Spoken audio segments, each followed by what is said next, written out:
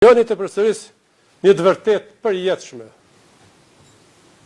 I vetmi, amo bash i vetmi, kundërshtar i imi, i popullit e Kosovës dhe i botës demokratike, ishte Slobodan Miloševići. Është e rëndë ta dëgjosh këtë akuzë. Veçanërisht kur gjatë luftës, unë nuk e dija nëse do të isha gjallë prej orës në orë e prej ditës në ditë. Unë nuk isha i sigurt nëse do të shisha familjen time, gruan time e djalin e sapo lindur.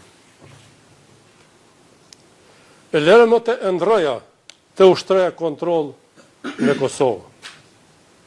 Në Kosovën e pushtuar plotësisht për rreth 90 vite.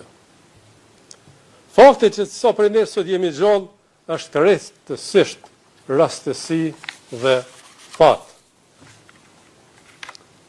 Unë nuk u ktheva për të rrezikuar jetën time për kontroll dhe pushtet. U ktheva në atë dhe